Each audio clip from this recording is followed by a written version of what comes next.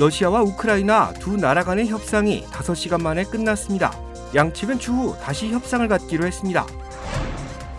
우크라이나 수도 키예프로 진격 중인 러시아군의 움직임이 느려졌다는 평가가 나오고 있습니다.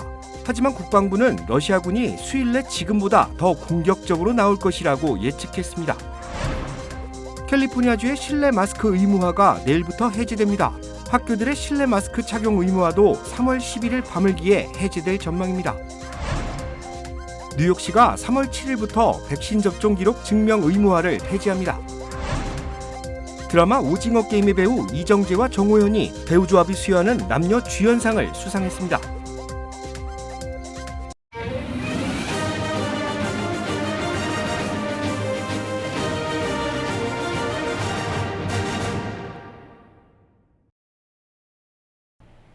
여러분 안녕하십니까? KBS 아메리칸 뉴스입니다. 러시아와 우크라이나 두 나라 간의 협상이 5시간 만에 끝났습니다. 양측은 추후 다시 협상을 갖기로 했는데 러시아는 외화 통제와 항공기 비행 제한 조치 등 서방 체제 대응책을 발표했고 우크라이나는 유럽연합 가입을 신청했습니다. 첫 소식 김준호 기자가 보도합니다. 러시아의 우크라이나 침공 이후 두 나라가 가진 첫 협상이 약 5시간 만에 끝났습니다. 구체적 회담 결과는 알려지지 않았습니다. 양측은 다음 협상을 벨라루스, 폴란드 국경에서 열기로 한 것으로 전해졌습니다.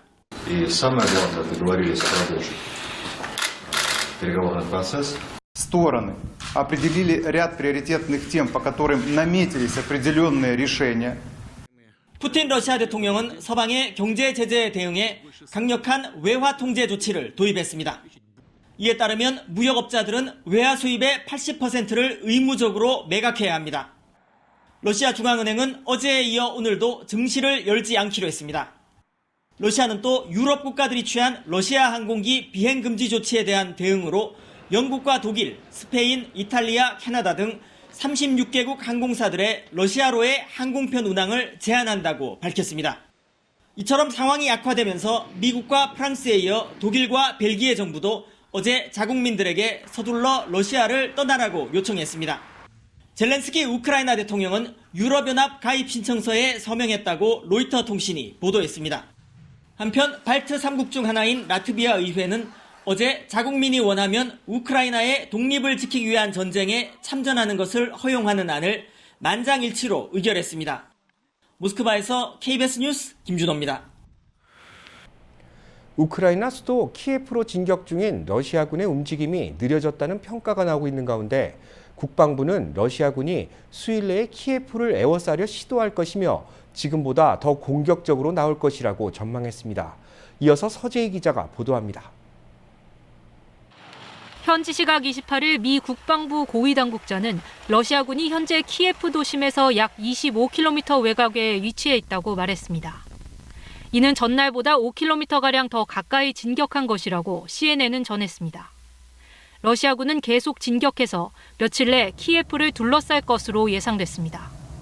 다만 러시아군의 진격 움직임은 우크라이나군의 강한 저항에 부딪혀 애초 계획에 차질을 빚는 것으로 평가받고 있습니다.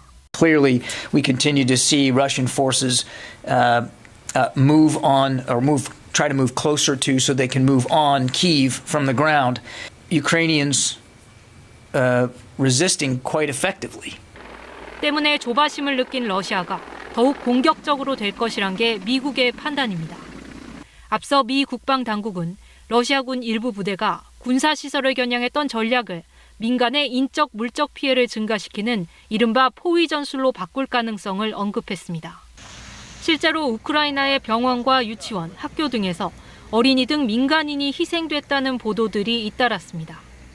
특히 러시아는 폭탄 속에 여러 개의 소형 폭탄이 들어있어 피해를 키우는 집속탄까지 사용하는 것으로 전해졌습니다.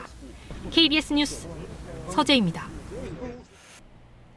러시아 푸틴 대통령이 핵무기 사용 가능성까지 입에 올린 상황에서 미국은 자제할 것을 촉구하며 러시아 중앙은행과 국부 펀드에 대한 추가 제재를 단행했습니다. 이정민 기자가 취재했습니다. 푸틴 러시아 대통령이 핵무기 운용 부대의 경계태세 강화를 지시하며 핵 위협 카드까지 꺼내든 데 대해 미국은 자제를 촉구했습니다. And we think provocative rhetoric like this regarding nuclear weapons is dangerous, adds to the risk of miscalculation, should be avoided, and will not indulge in it. 미국은 또 다른 대러 추가 제재도 내놨습니다. 러시아 중앙은행과 국부펀드, 재무부와의 거래를 전면 차단하기로 했습니다. 이에 따라 미국 혹은 미국인이 보유한 러시아 중앙은행 자산은 동결된다고 미국 재무부는 밝혔습니다. 러시아 루블의 평가 절하를 막으려는 러시아의 시도를 차단하고 푸틴 대통령과 정치권의 불법 비자금 창구로 알려진 국부펀드를 제재해 우크라이나 침공을 위한 자금 마련을 더 어렵게 하자는 목적입니다. 뉴욕 증권거래소와 나스닥은 현지 시각 28일 상장된 러시아 기업들의 주식 거래를 일시 중단했습니다. 러시아가 각종 경제 제재를 받게 되며 이에 따를 규제를 검토 중이기 때문인 것으로 알려졌습니다. 미국은 또 주 유엔 러시아 대표부 소속 외교관 12명에게 정보요원 신분으로 스파이 활동에 관여했다는 이유로 오는 7일까지 미국을 떠나라며 추방을 통보했습니다. 러시아의 우크라이나 침공을 도왔다는 비난을 받는 벨라루스에선 대사관을 폐쇄했습니다. 이런 가운데 현지 시각 내일 바이든 대통령은 취임 뒤 첫 국정연설을 합니다. 당초 경제 개선과 코로나 극복의 연설에 초점이 맞춰질 전망이었지만 우크라이나 사태를 계기로 외교 정책으로 무게축이 옮겨질 거란 관측이 나옵니다. 워싱턴에서 KBS 뉴스 이정민입니다. 러시아의 우크라이나 침공이 유엔에서는 두 나라의 충돌로 이어졌습니다. 우크라이나 유엔 대사는 푸틴 대통령이 광기에 빠져 있다고 직격했고, 러시아 유엔 대사는 우크라이나 민족주의자들이 친러 성향의 우크라이나 주민들을 인간 방패로 삼고 있다고 반박했습니다. 김정일 기자가 취재했습니다.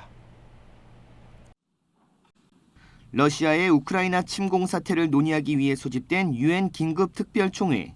우크라이나 대사는 핵무기 운용 부대의 경계태세 강화까지 지시한 푸틴 대통령이 광기를 보이고 있다고 지적하고 러시아군의 무차별 포격으로 무고한 민간인이 희생당하고 있다며 유엔에 책임 있는 역할을 해달라고 강조했습니다. General Assembly should be vocal in demanding from the Russian Federation to stop its offensive against Ukraine. In recognizing Russian actions as an act of aggression against a sovereign and independent state. 이에 러시아주 유엔 대사는 독립을 원하는 우크라이나 동부 돈바스 지역 친러계 주민들이 우크라이나로부터 고통받고 있다며 이를 용납할 수 없다고 강조했습니다. Наши западные коллеги беззастенчиво накачивали эту страну вооружениями, направляли туда инструкторов, фактически подталкивая украинцев, стянувших к линии соприкосновения 120-тысячный воинский контингент к вооруженным провокациям против Донбасса. 유엔 긴급 특별총회에서 서방을 중심으로 한 대부분의 국가는 러시아를 비판하며 전쟁 중단을 촉구했습니다.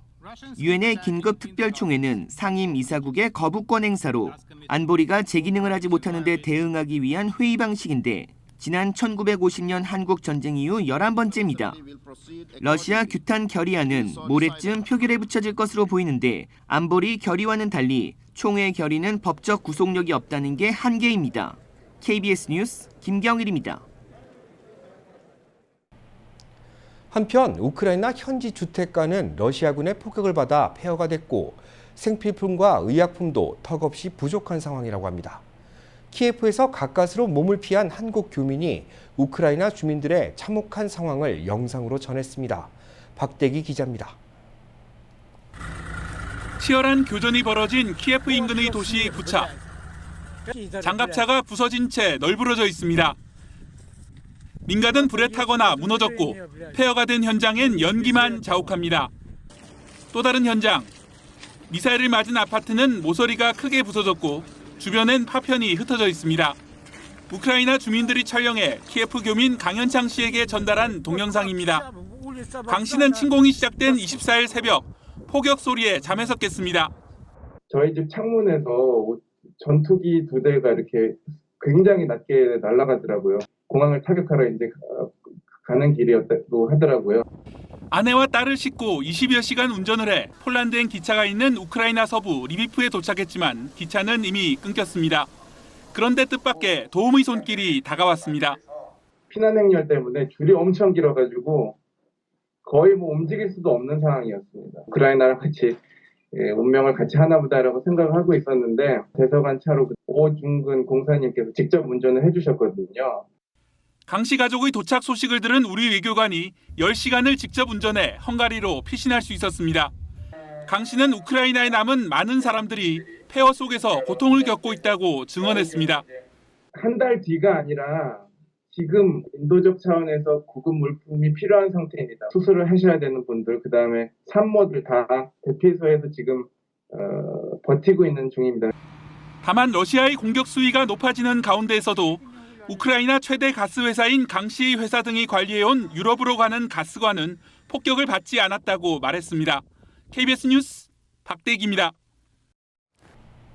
러시아에 대한 서방의 제재 발표에 뉴욕 유가가 다시 급등하며 7년 6개월 만에 최고치를 기록했습니다.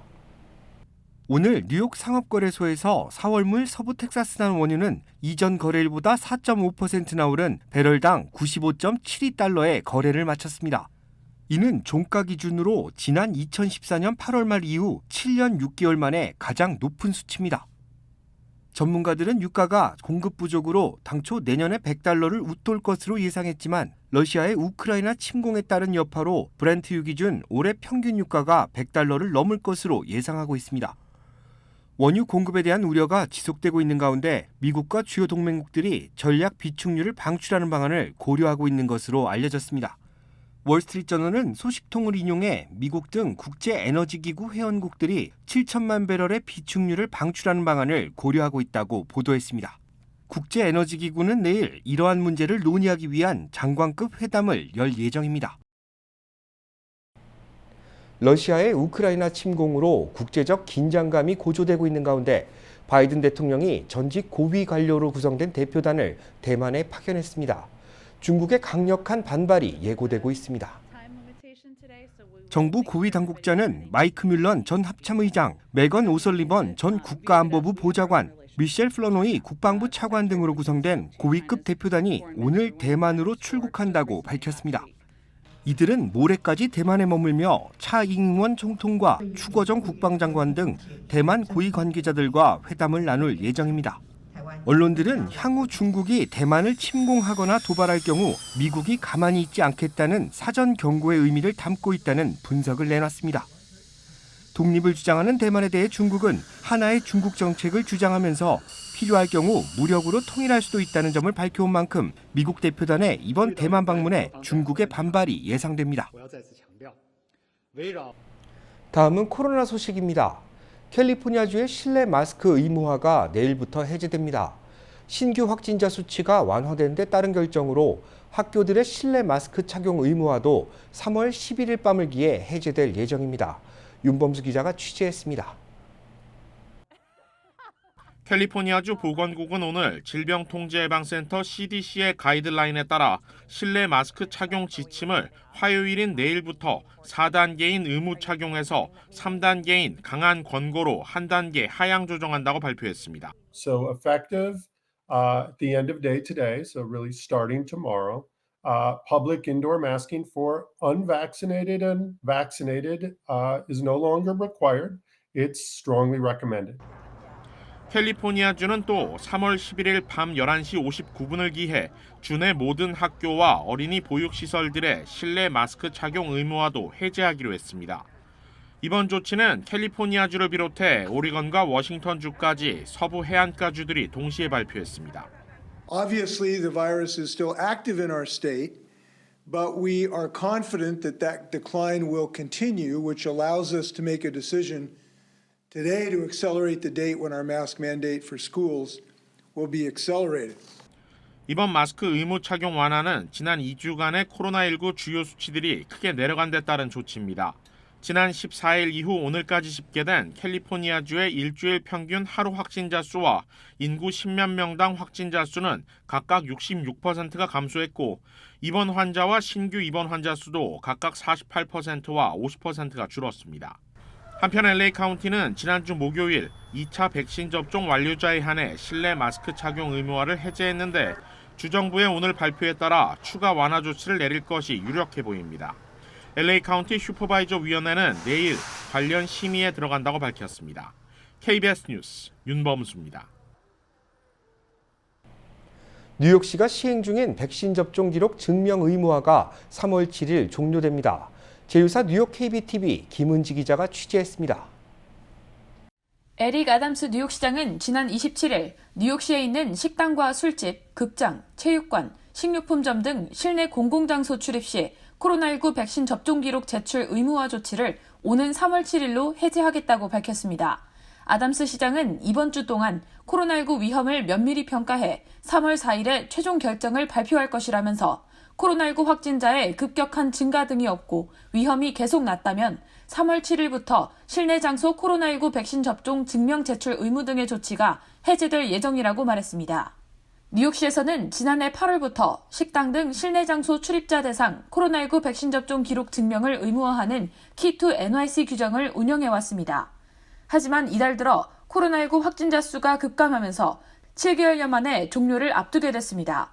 다만 아담스 시장은 민간 사업체 대상 백신 접종 의무화 등 다른 백신 관련 정책은 뉴요커를 보호하는 데 중요한 역할을 하고 있는 만큼 현 상태를 당분간 유지할 것이라고 강조했습니다. 한편 오는 3월 2일부터 뉴욕주 공립교 학생과 교직원들은 마스크를 의무적으로 착용하지 않아도 됩니다. 캐시 호컬 뉴욕주지사는 지난 27일 기자회견을 열고 보육시설에 있는 2세 이상의 어린이를 포함 공립교 마스크 의무화 조치를 3월 2일부터 해제한다고 밝혔습니다. 아담스 시장은 역시 앞서 현 상황이 유지된다면 오는 7일부터 공립교 마스크 의무화 조치를 해제할 것이라고 밝힌 바 있습니다. KBTV 뉴스 김은지입니다. 미국은 코로나 사태가 안정세에 접어들고 있는 반면 한국의 코로나 기세는 좀처럼 꺾이지 않고 있습니다. 사망자도 지속적으로 늘고 있는 것으로 집계됐습니다. 오늘 한국의 신규 확진자는 모두 13만 8천여 명으로 연일 14만 명 안팎을 기록하고 있습니다. 지금까지 누적 환자는 327만 명을 넘어섰습니다. 오늘 사망자는 112명으로 연이틀 110명대를 기록하면서 지금까지 누적 사망자는 8천 명을 넘어섰습니다. 사망자를 연령대별로 보면 80세 이상이 전체의 절반 이상을 차지해 가장 많았고 이어 70대, 60대, 50대 순이었습니다. 방역당국은 다음 달 중순쯤 하루 확진자가 최대 25만 명 안팎을 기록하며 정점에 이를 것으로 보고 있습니다. 넷플릭스 코리아의 드라마 오징어 게임의 배우 이정재와 정호연이 배우 조합이 수여하는 남녀 주연상을 수상했습니다. 자신의 이름이 호명되자 놀란 마음을 감추지 못하는 배우 이정재. 떨린 나머지 준비해온 말을 하기 어렵다며 힘겹게 말을 이어갑니다. 오징어 게임을 사랑해주신 세계 관객 여러분들 너무 감사드립니다. 오징어 게임에서 열연한 배우 정호연도 이날 영광의 주인공이 됐습니다.